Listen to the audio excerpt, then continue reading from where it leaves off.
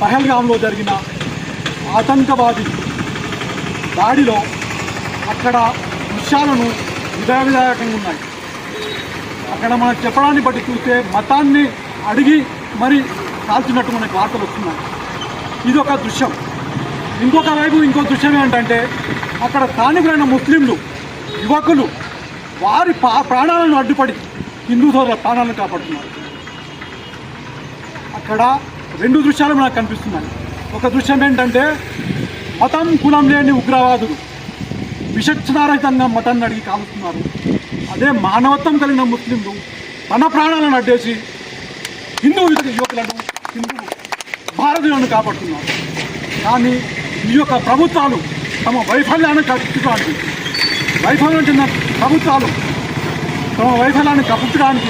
హిందూ ముస్లిం అనే ఒక భేదభావాలను సృష్టించి ఈరోజు వాటి యొక్క వైఫల్యాన్ని కప్పుకునే ప్రయత్నం చేస్తున్నాయి. ఈ ప్రయత్నాన్ని మనందరము ముక్తఖండంగా ఖండించాలి. మరియు ప్రభుత్వాలను డిమాండ్ చేయాలి. మాకు భద్రత కల్పించే యొక్క బాధ్యత మీకుంది, ప్రభుత్వాలకు ఉంది. మన భారతీయులకు భద్రత కల్పించే ప్రభుత్వాలకు వారు ఈ యొక్క బాధ్యతను తప్పించుకోవడానికి హిందూ ముస్లిం అనే విధంగా ఇక్కడ విభజించడం జరుగుతుంది. భారతదేశంలో ఉన్నటువంటి కేంద్ర ప్రభుత్వం అక్కడ ఉన్నటువంటి భారత సైనిక వ్యవస్థ, నిఘా వ్యవస్థ, భద్రతా లోపమే దీనికి ముఖ్యమైన కారణంగా మనం గమనించవచ్చు.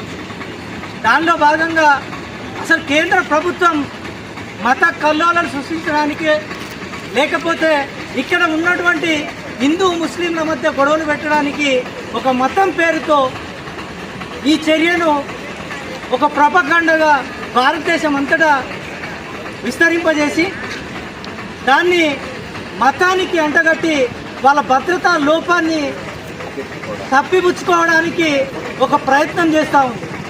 రాష్ట్రంలోని పహల్గామ్ ప్రాంతంలో జరిగినటువంటి దాడి ఏదైతే ఉందో తీవ్రంగా ఖండించాల్సిన విషయం.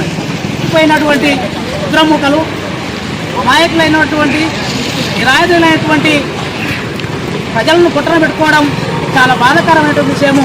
అక్కడ ఉన్నటువంటి తన భర్త చనిపోతే తన భార్య రోదన ఆకాశాన్ని అంటింది. అది చూసినటువంటి ప్రజలంతా కూడా దుఃఖ సముద్రం మునిగిపోయిన సంఘటన.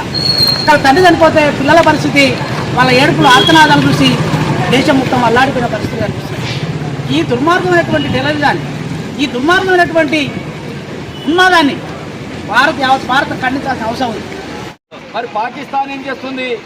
మీరు ఎట్లా చేస్తారో చూస్తాం, మీరు ఎట్లా పోతారో చూస్తాం, మీ దేశాన్ని చిత్తు పెడతా, మేము ఉగ్రవాదాన్ని ఏర్పాటు చేస్తాం, ఆ ఉగ్రవాదాన్ని ప్రపంచ దేశాల మొత్తం దిగుమతి చేస్తామని చెప్పి మాట్లాడుతున్నారు. ఎవడైతే పులి మీద సారి చేసినోడు ఆ పులితోటే అంతమందినట్టు ఇలా పాకిస్తాన్లో ఉగ్రవాదాన్ని పెంచి పోషిస్తే చివరికి పాకిస్తాన్లో మిగిలింది ఏంటంటే తినడానికి తిండి లేదు. వాళ్ళ రైళ్లనే వాళ్ళు వేల్చేసుకుంటున్నారు, వాళ్ళ స్కూళ్ళనే వాళ్ళు వేల్చేసుకుంటున్నారు, అక్కడున్న ప్రజలను చంపేస్తున్నారు. పాములు గిట్ట పెంచి పాలు పోతే వాడినే కాటేసింది అన్నట్లు టెర్రరిజాన్ని పెంచి పోషిస్తున్నటువంటి పాకిస్తాన్కు ఇవాళ దిక్కులేనటువంటి పరిస్థితి. మరి పాకిస్తాన్ ఎందుకు ఈ దుస్సాహసానికి పాల్పడి ఈ టెర్రరిజానికి పంపిందంటే ఒకరు మాకు ఈ పక్క నాకు కావాలని, ఇవాళ పాకిస్తాన్ మొత్తం దేశం మొత్తం అల్లాలరే ఉన్నాయి. ఒకడు నాకు ఈ ప్రాంతం కావాలని, మరి వాళ్ళ మధ్యనే కులాల మధ్యన మతాల మధ్యన కొన్ని తేడాలు ఉన్నాయి.